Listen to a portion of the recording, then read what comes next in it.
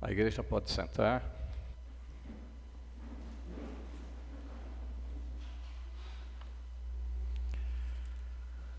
Saudar todos os irmãos com a graça e a paz do Senhor Jesus. Alegria de estarmos novamente junto com os irmãos para compartilhar a palavra de Deus. O livro do profeta Jonas. Jonas, capítulo 1. Vamos abrir em Jonas e manter nossas Bíblias abertas, que nós vamos discorrer sobre esses versículos. Jonas 1, versículo 17 até o 2. Vamos ler até o 10. Deparou o Senhor um grande peixe para que tragasse a Jonas. Esteve Jonas 3 dias e 3 noites no ventre do peixe. Então Jonas do ventre do peixe orou ao Senhor seu Deus e disse: na minha angústia clamei ao Senhor e ele me respondeu. Do ventre do abismo gritei e tu ouviste a voz. Pois me lançaste no profundo, no coração dos mares, e a corrente das águas me cercou. Todas as tuas ondas e as tuas vagas passaram por cima de mim. Então disse, lançado estou de diante dos teus olhos. Tornarei porventura a ver o teu santo templo. As águas me cercaram até a alma, e o abismo me rodeou, e as algas me enrolaram na minha cabeça. Desci até aos fundamentos dos montes, desci até a terra, cujos ferrolhos se correram sobre mim para sempre. Contudo fizeste subir da sepultura a minha vida, ó Senhor meu Deus. Quando dentro de mim desfalecia a minha alma, eu me lembrei do Senhor e subiu a ti a minha oração no teu santo templo. Os que se entregam à idolatria vã abandonam aquele que lhes é misericordioso. Mas com a voz do agradecimento eu te louvarei. Eu te oferecerei sacrifícios, o que votei pagarei. Ao Senhor pertence a salvação. Falou, pois, o Senhor ao peixe, e este vomitou a Jonas na terra. Irmão, Jonas era profeta. Ele havia profetizado no reino de Jeroboão II, no ano 780 a 755 a.C. Está lá em 2º livro dos Reis, capítulo 14, versículo 25. Jonas era profeta do reino norte, do reino de Israel. Ele foi também contemporâneo do profeta Amós e do profeta Oséias. Irmãos, eu gostaria de ler o início do capítulo aqui de Jonas também, versículo 1, capítulo 1, para a gente entender um pouco. Espero que todos conheçam bem a história de Jonas. Mas o versículo 1 ao 4, para a gente poder entrar no texto básico de hoje, eu gostaria de ler no capítulo 1, versículo 1, aí do profeta Jonas. Veio a palavra do Senhor a Jonas dizendo: dispõe-te, vai à grande cidade de Nínive e clama contra ela, porque a sua malícia subiu até mim. Jonas se dispôs, mas para fugir da presença do Senhor, para Tarsis. E tendo descido a Jope, achou um navio que ia para Tarsis. Pagou, pois, a sua passagem e embarcou nele, para ir com eles para Tarsis, para longe da presença do Senhor. Mais ou menos 4.000 quilômetros de distância. Versículo 4. Mas o Senhor lançou sobre o mar um forte vento, e fez no mar uma grande tempestade, e o navio estava a ponto de despedaçar-se. Versículo 15. Levantaram a Jonas e o lançaram no mar, e cessou o mar a sua fúria. Agora o versículo 17 que já lemos: deparou o Senhor um grande peixe para que tragasse a Jonas. Esteve Jonas 3 dias e 3 noites no ventre do peixe. E o 2:1: então Jonas do ventre do peixe orou ao Senhor seu Deus. Irmão, dá a entender que foi no final dos 3 dias e das 3 noites que Jonas se arrependeu e voltou para o Senhor seu Deus. Você vê aí no versículo 12 do capítulo 1, nós vemos aqui no versículo 12, respondeu Jonas aos marinheiros: toma-me e lança no mar, e o mar se aquietará, porque eu sei que por minha causa vos sobreveio esta grande tempestade. Irmão, Jonas estava disposto a morrer, Jonas estava disposto a perder a sua vida do que obedecer a Deus. Olha, me lança no mar.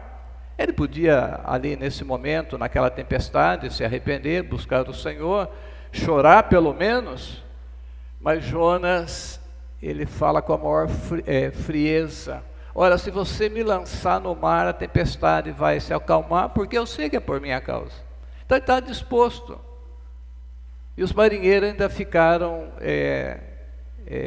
que não era nem do povo de Deus, eles tentaram salvar Jonas remando o barco, mas Deus se enfureceu, o mar se enfureceu pelo poder de Deus, e eles lançaram Jonas no mar. E Jonas fica 3 dias e 3 noites para se arrepender.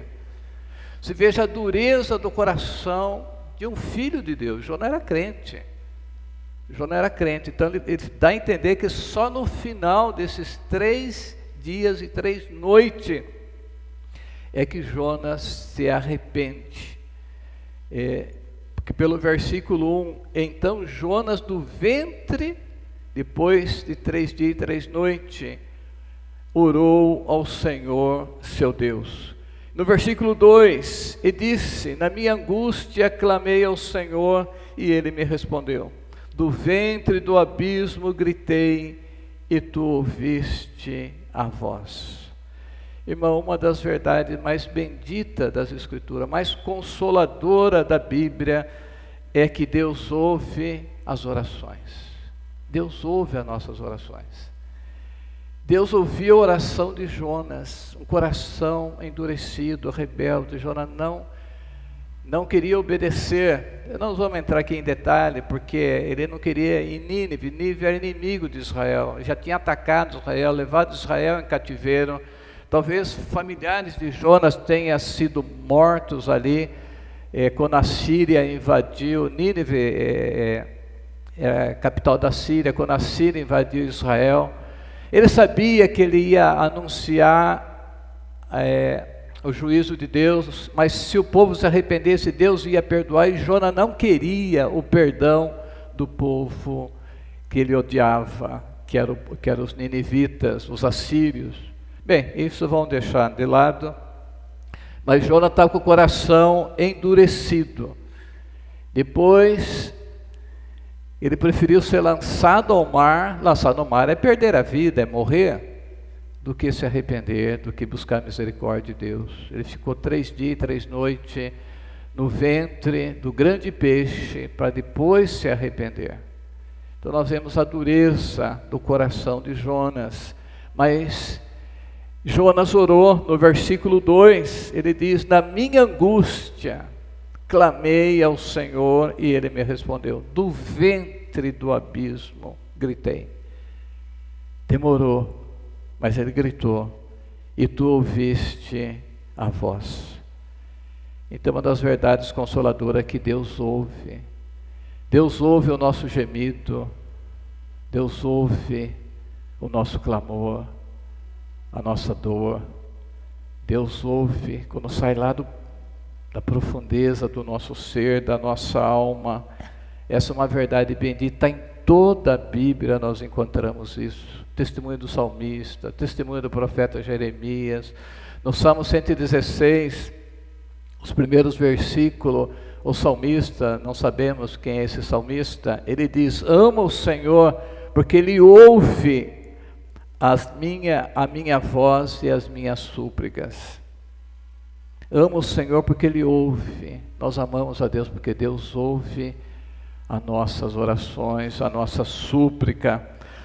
Ele continua no versículo 2: laço de morte me cercaram, angústia do inferno se apoderou de mim, se apoderaram de mim, caí em tribulação e tristeza. Veja a situação do salmista: laço de morte me cercaram, angústia do inferno. Angústia já é uma coisa tão angustiante, né? Angústia, mas a angústia do inferno se apoderou de mim, caí em tribulação e tristeza, então invoquei o nome do Senhor. Ó Senhor, livra-me a alma. Compassivo e justo é o Senhor, o nosso Deus é misericordioso. Angústia do inferno, caí em tribulação e tristeza, a angústia do inferno se apoderou de mim. Sabe que alguém que já passou por isso?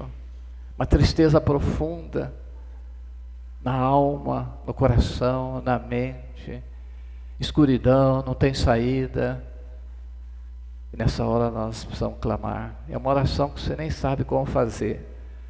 Às vezes é só um gemido mesmo. Senhor, Senhor, compadece. Senhor, tem misericórdia. Senhor, Senhor, cuida de mim. E o salmista diz: compassivo e justo é o Senhor, o nosso Deus é misericordioso.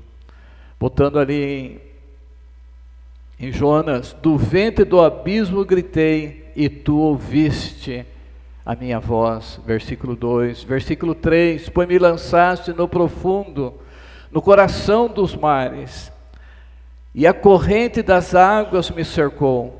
Todas as tuas ondas e as tuas vagas passaram por sobre mim. Veja a situação de Jonas. Pois tu lançaste no profundo, no coração dos mares, as correntes das águas me cercou, todas as tuas ondas e tuas vagas passaram por sobre mim. Irmão, essa oração tem vários trechos e citações dos Salmos. É importante nós notar isso. Tem o Salmo 120, versículo 1, Salmo 32, Salmo 31, versículo 22, Salmo 88, Salmo 69, versículo 2 e 5, Salmo 5, versículo 7, Salmo 42, versículo 7, tudo isso está na oração de Jonas.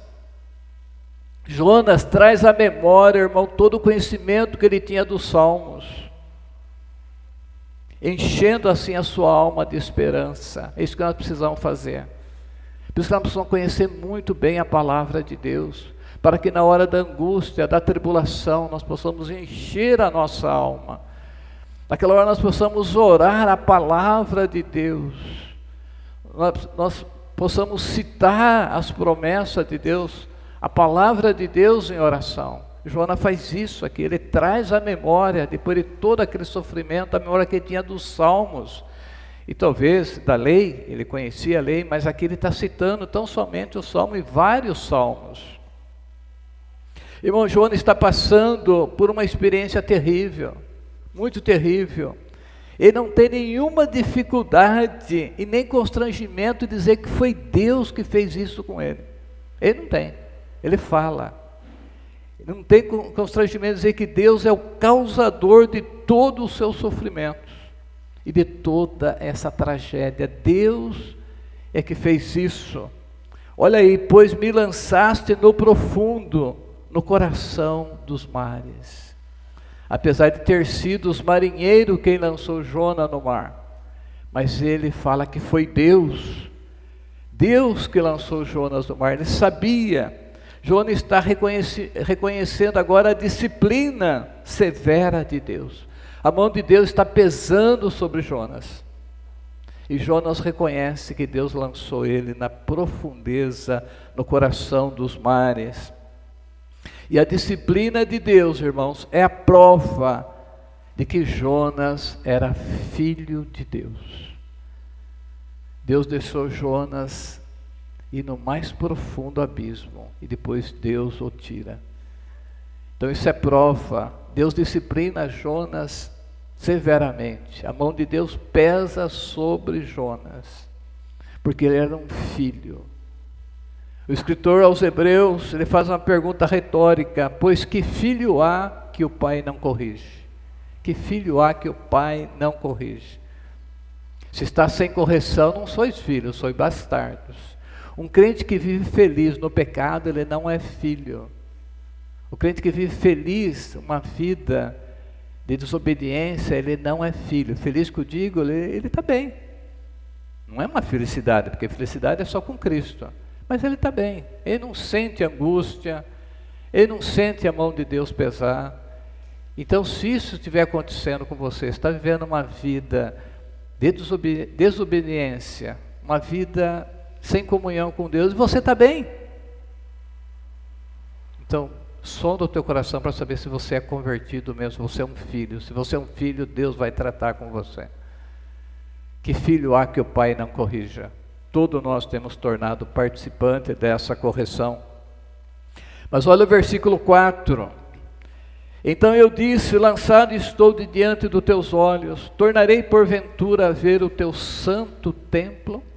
Lançado estou de diante dos teus olhos. Ele tinha sido lançado no mar, estava na mais total escuridão, dentro do ventre do grande peixe.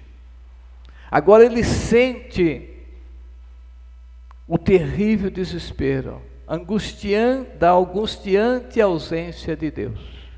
Agora Jonas sente a ausência de Deus.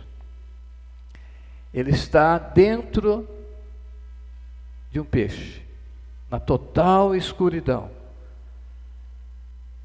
Passado já 3 a 4 dias, e Jonas está ali, ele sente a ausência da presença de Deus. Ele fica apavorado. Agora bateu o desespero em Jonas. Jonas tentou fugir para longe da presença de Deus. E agora ele lamenta por Deus ter abandonado ele. Mas Deus não abandonou ainda, mas ele sente assim. Ele sente assim que Deus o abandonou. Jonas experimentou um pouco daquilo que ele estava buscando, fugir de Deus, e se apavorou. Ele se apavorou quando ele sentiu a ausência de Deus na sua vida. Irmão, não há nada mais terrível e assustador do que sentir que Deus se afastou de nós. Principalmente para aqueles que amam o Senhor. Para o ímpio é terrível também, mas o ímpio não tem muita afeição por Deus. Ele vai sentir só a dor do desespero.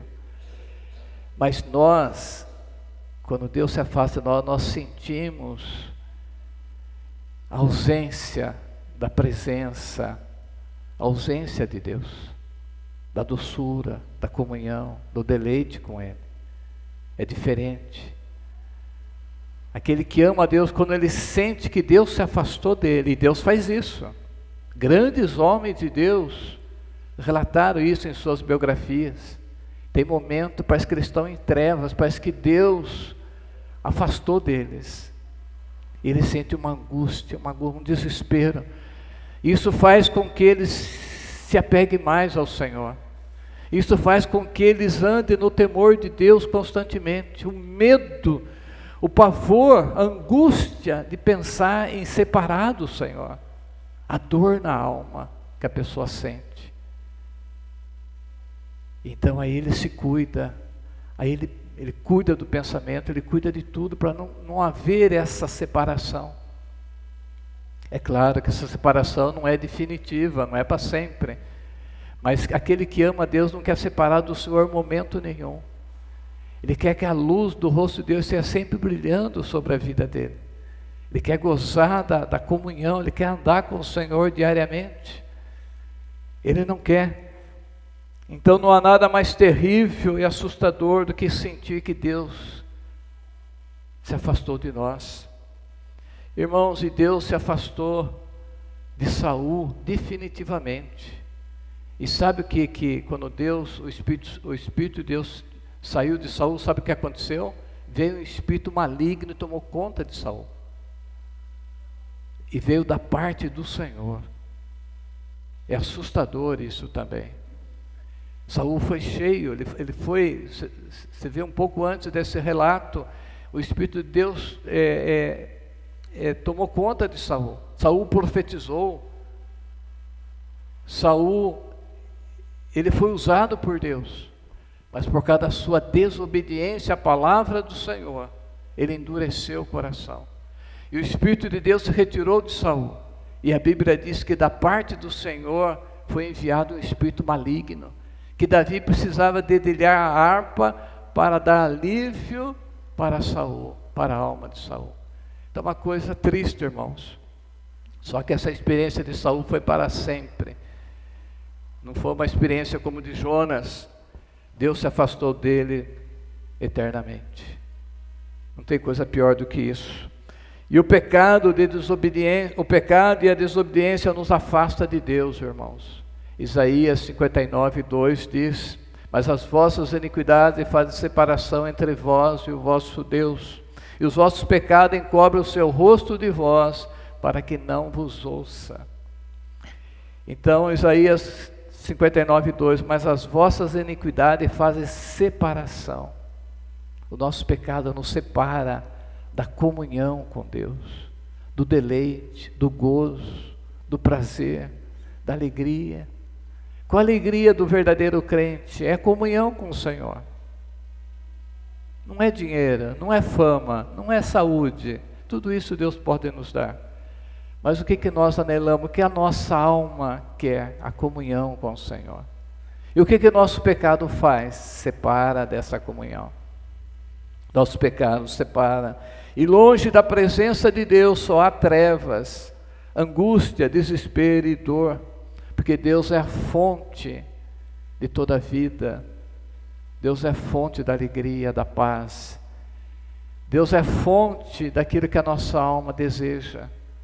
Nossa alma precisa ter sede de Deus, do Deus vivo, como diz o salmista. Então Jonas, por um período de tempo, ele sentiu isso. Ele percebeu que havia sido lançado da presença de Deus.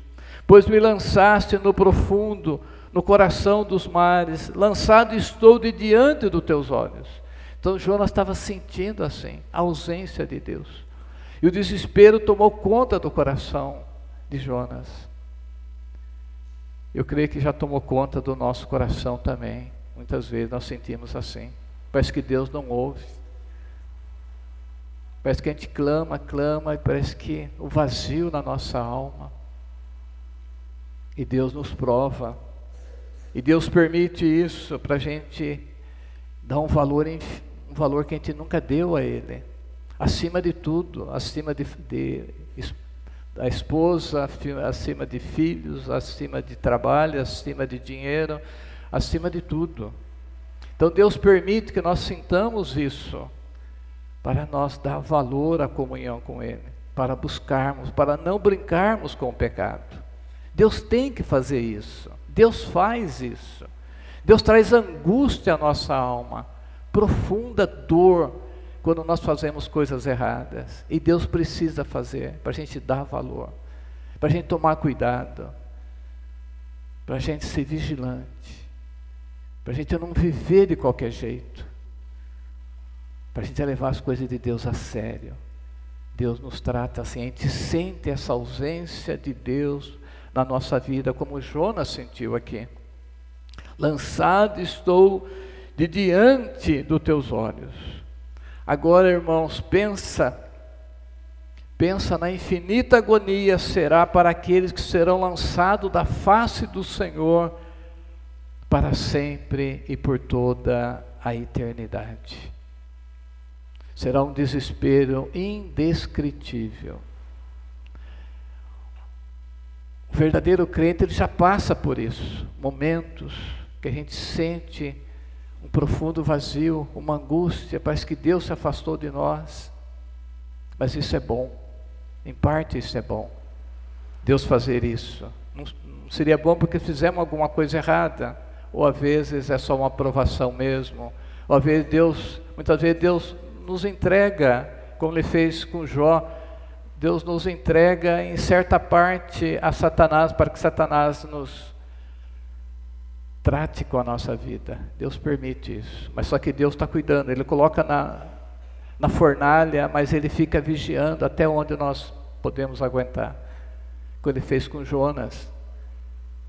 Jonas é para ter morrido, irmãos. Jonas é para ter morrido, mas Deus estava cuidando. Deus estava cuidando de Jonas. E assim muitas vezes Deus faz com nós também. Deus permite. E quando nós passamos pelos açoites de Satanás, pela permissão de Deus, por essas angústias, nós levantamos muito mais crente, muito mais temente a Deus, amando o Senhor, rejeitando muitas coisas que atrapalham a nossa vida espiritual. Muitas coisas lícitas nós deixamos, não vale a pena, não quero. Não é pecaminoso, mas eu não quero, isso me atrapalha a minha comunhão com o Senhor. Então Deus faz isso em nós. Agora pensa aqueles que não têm mais retorno, não tem mais como voltar. A separação é eterna. Tem um texto na segunda carta de Paulo aos Tessalonicenses, capítulo 1, versículo 7 ao 9. Ele diz assim: quando do céu se manifestar o Senhor Jesus, com os anjos do seu poder em chama de fogo, tomando vingança contra os que não conhecem a Deus e contra os que não obedecem o Evangelho de nosso Senhor Jesus Cristo. Olha o versículo 9: estes sofrerão penalidade de eterna destruição, banidos da face do Senhor e da glória do seu poder. Então serão banidos, lançados longe, banidos da glória do Senhor e da face do seu poder, para nunca mais, eternamente. E se alguém não foi achado escrito no livro da vida, esse foi lançado para dentro do lago de fogo, onde não tem mais misericórdia, onde Deus não ouve mais, onde não tem mais possibilidade nenhuma, acabou. É angústia sem fim, é o desespero pela ausência de Deus ali, naquele lugar terrível. E quem que vai ser lançado ali, como diz o texto do apóstolo Paulo em Colossenses? Quando Jesus voltar com todos os seus anjos, em chama de fogo, tomando vingança contra quem? Ele não fala os adúlteros, os feiticeiros, os idólatras, não. Eles vão também, se não se arrepender. Mas quem que ele fala aqui? Contra os que não conhecem a Deus e contra quem não obedece o Evangelho de Jesus Cristo. Agora a pergunta é óbvia: você conhece a Deus? Você obedece o Evangelho do nosso Senhor Jesus Cristo? Você, eu conheço a Deus? É a pergunta que eu tenho que fazer para mim mesmo. Eu conheço a Deus? Eu conheço a Deus? Eu obedeço o Evangelho? São para este que está dizendo. Não está falando de pecados grosseiros, mas contra os que não conhecem a Deus, contra os que não obedecem o Evangelho de nosso Senhor Jesus Cristo, vão ser banidos da face do Senhor e da glória do seu poder. Irmãos, Deus odeia o pecado com ódio consumado. Deus odeia o pecado. O pecado é sobremaneira maligno, diz Romanos 7. O pecado é pior do que o câncer, é pior do que a lepra, pior do que a Covid, é pior do que qualquer doença. O pecado é pior do que a pobreza, pior do que a solidão. O pecado é pior do que a própria morte. Todos esses males, embora terríveis, não podem nos afastar da presença de Deus, mas o pecado pode. Nada disso pode nos afastar de Deus. Quantos que pegaram Covid e morreram nos braços de Cristo? Quantos que têm câncer e estão se deleitando na presença do Senhor aqui ainda com vida?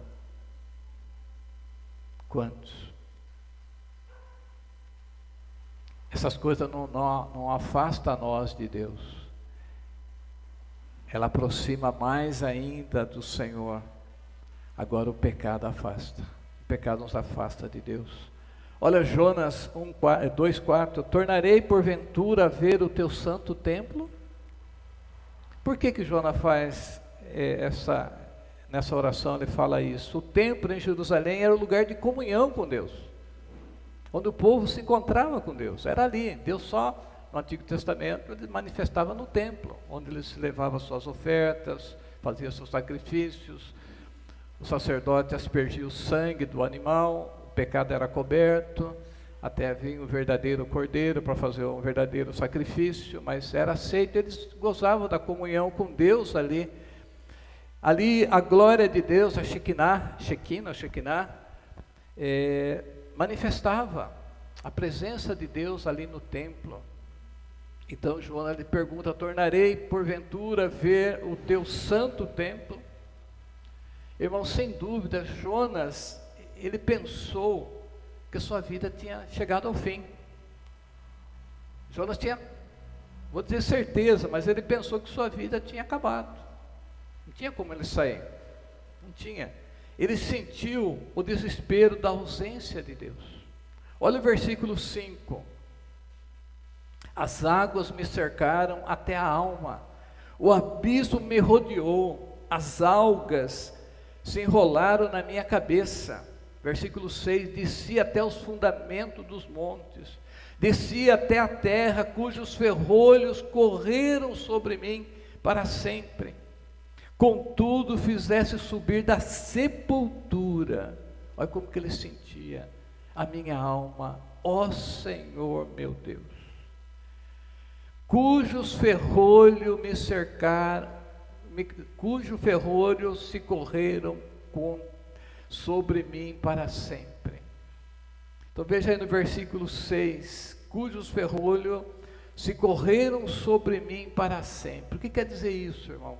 Ferrolhos são barras de travamento de porta, são aquelas trancas de ferro.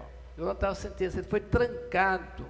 Eu já preguei em cadeia, então quando eu entrava, fazia aquele barulhão, aquela porta de aço, e os guardas já trancavam. Eu ficava dentro também na prisão, separado com uma outra grade dos presos. Então, aquelas grades de ferro, você olha assim, não tem a mínima chance de, não tem o que fazer. São grossas, fortes, não tem como. Então Jonas sente assim, esses ferrolhos são barra que travava, que trancava as portas, trancas. Deus cercou por todos os lados, Deus encurralou e se tornou prisioneiro do mar. Jonas está se sentindo assim. Pensa num preso, encarcerado, quando ele olha aquelas grades, o que ele pode fazer? Jonas estava assim, cercado por todos os lados. Deus cercou Jonas dentro do mar. As águas me cercaram, o abismo me rodeou. Mas não há abismo tão profundo, por mais profundo que seja, que a misericórdia de Deus não possa chegar lá, irmãos. Nesse abismo, a misericórdia de Deus foi e trouxe Jonas de volta. Então isso é maravilhoso, para a gente meditar. Não tem abismo que Deus não possa chegar. Miséria, quanta gente miserável, atolado nas drogas, na prostituição, nos vícios, na idolatria, na incredulidade, na desobediência. Mas a misericórdia de Deus pode alcançar essas pessoas. Me alcançou talvez sua vida como que era antes. Ele diz: contudo fizeste subir da sepultura minha vida, ó Senhor meu Deus. Jonas estava enterrado vivo no ventre do grande peixe. Jonas estava sepultado ali. Vê o poder de Deus não deixar Jonas morrer. O propósito de Deus. Ele tinha que cumprir o propósito daquilo que Deus determinou para ele. Como que Jonas não morreu numa situação dessa? Ele estava sepultado. Ele diz: contudo fizeste subir da sepultura minha alma, ó Senhor Deus meu. Jonas estava enterrado vivo no ventre do grande peixe, nas profundezas do mar Mediterrâneo. Lá estava Jonas, naquela profundeza, dentro do ventre de um peixe, irmão. Pensa nisso. Sem nenhuma chance de sobreviver. Nenhuma. Não podia fazer nada por si mesmo. Estava completamente derrotado. Você já sentiu assim?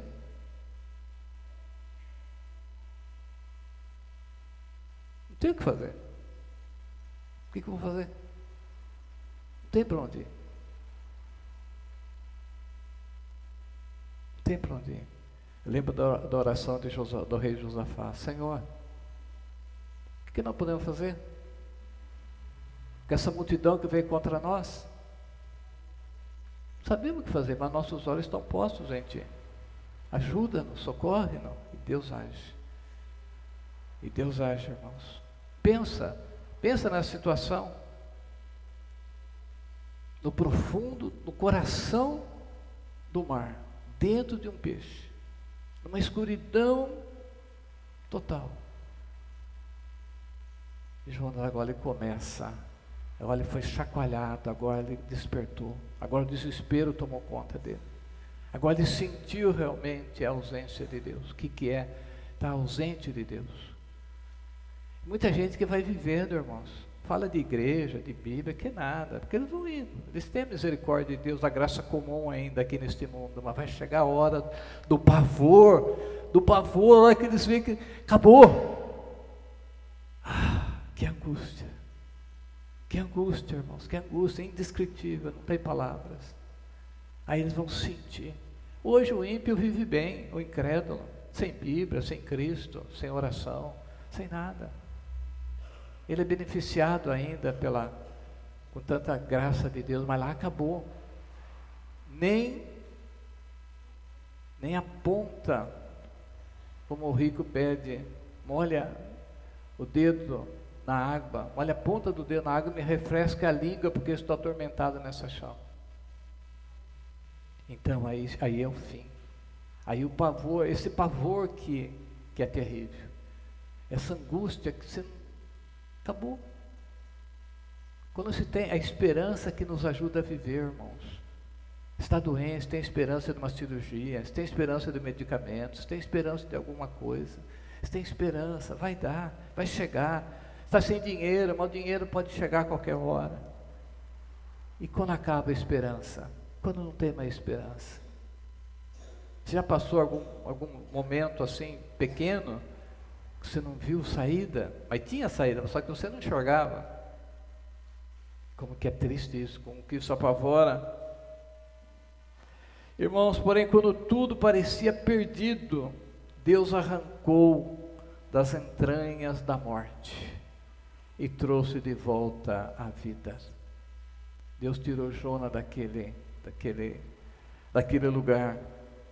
E Deus continua, irmãos, realizando prodígios e maravilhas em nossos dias. Ele continua libertando os encarcerados do pecado. Ele continua levantando os abatidos. Deus continua operando. Não esqueça isso. Nosso Deus é vivo. Ele age.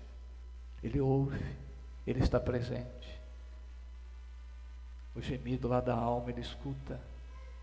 Ele continua fazendo, de acordo com a sua vontade santa, de acordo com os seus propósitos, não como nós queremos. Mas podemos interceder para qualquer pessoa que está no abismo do pecado. Qualquer situação, doença, qualquer coisa, nós podemos orar, interceder com fé.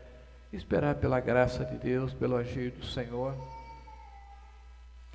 O versículo 7, quando dentro de mim desfalecia a minha alma, eu me lembrei do Senhor. E subiu a ti minha oração no teu santo templo. Jonas estava morrendo, irmãos, morrendo. Então ele se lembrou do Senhor.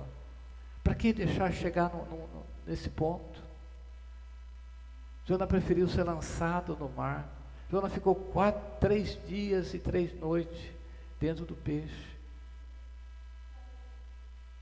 E agora que ele está morrendo. Então, quando dentro de mim desfalecia, morria a minha alma, minha vida, aí eu me lembrei do Senhor. Não dá para acreditar, né? Não dá para acreditar. Como que pode? Um profeta, um homem que conhecia a palavra de Deus, conhecia Deus, Deus falava com Jonas. Irmãos, nós vamos tomar muito cuidado com a nossa vida espiritual. Nós temos que cultivar a nossa vida no temor do Senhor. Nós temos que dar valor àquilo que Deus fez por nós. Nós temos que dar valor ao nosso culto, à nossa escola bíblica. Nós temos que dar valor a essas coisas. Porque chegar um ponto desse, um endurecimento tanto desse. Quantas pessoas que eu já conheci que cantavam, louvavam o Senhor, participavam de grupo de louvor da igreja, de repente endureceu de tal forma, saiu da igreja e foi para o abismo do pecado, endureceu, não quer nem mais ouvir falar de Deus. O que nós falamos? Não era eleito, é isso que nós sabemos falar. Entendeu? E na verdade não deixa de ser uma verdade, mas é uma coisa assim que dói, que machuca, ver alguém às vezes pregando a palavra de Deus e depois endurecer tanto assim. Parece que ele tem uma revolta de Deus, parece que ele tem um sentimento que não consegue mais amar a Deus, endureceu o coração. Na hora da angústia, na hora do desespero, precisamos trazer à memória o que nos pode dar esperança, irmãos. Precisamos fazer como o profeta Jeremias. Jeremias também passou dias de angústia e sofrimento. Não porque ele tivesse sido desobediente como Jonas, não. Eu gostaria de mostrar esse exemplo, estamos concluindo, para a gente ver que não é só na desobediência e no pecado que nós sofremos. Jeremias não fez nada errado. Jeremias não desobedeceu como Jonas, mas ele sofreu por pregar fielmente a palavra do Senhor a um povo rebelde, idólatra de sua época. Um povo que se chama povo de Deus, mas não queria nada com Deus. Então Jeremias sofre por isso.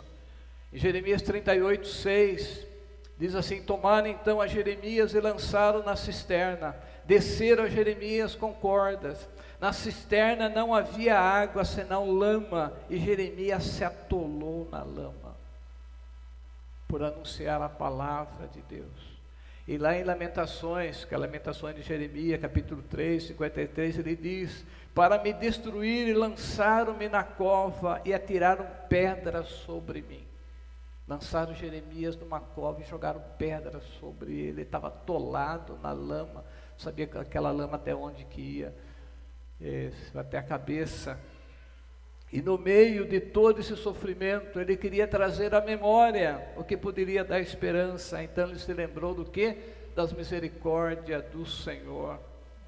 Lamentações 3,19: lembra-te da minha aflição e do meu pranto e do absinto e do veneno.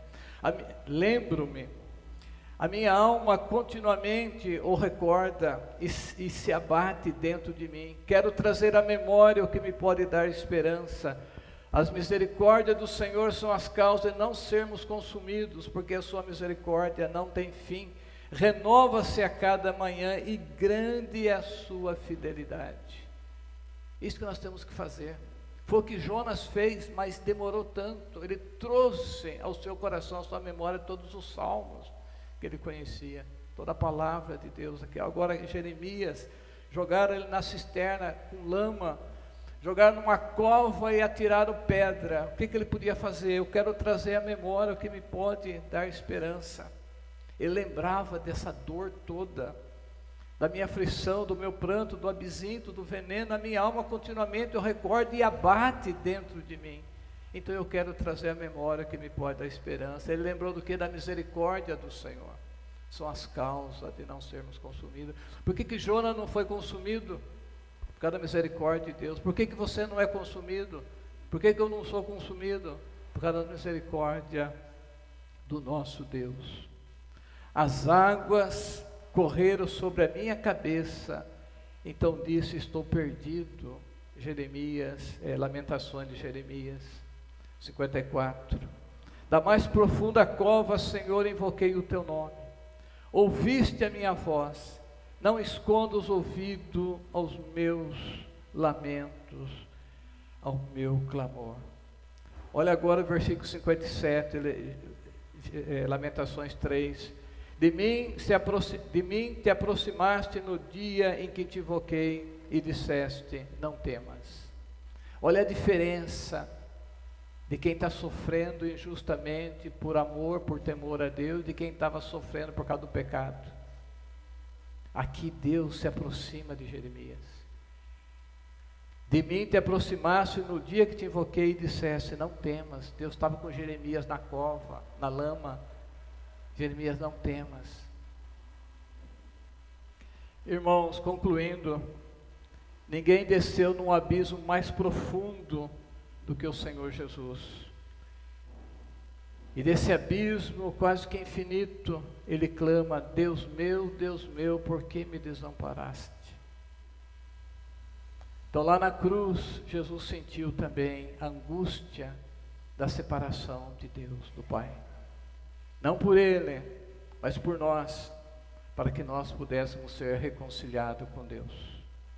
Jesus sentiu também essa angústia lá na cruz, essa separação do Pai, porque ele estava carregando os nossos pecados, porque ele estava pagando o preço do nosso pecado.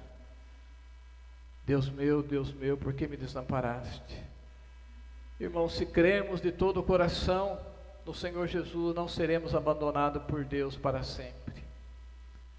Podemos passar situações semelhantes à do profeta Jonas, do profeta Jeremias, mas não seremos abandonados eternamente se nós cremos em Jesus. Então vamos orar como eles, da profundeza da nossa alma, quando passar por momentos assim. Da mais profunda cova, Senhor, invoquei o teu nome. Na minha angústia clamei ao Senhor, ele respondeu. Do ventre do abismo gritei e tu ouviste a minha voz. É a oração, irmão, das profundezas da nossa alma que temos que fazer. É um clamor, é um grito, é um gemido da alma. É o arrependimento profundo do nosso pecado. E Deus ouve. E Deus, por causa de Cristo, ouve, ajuda, compadece e perdoa. Aleluia, irmãos. Vamos orar.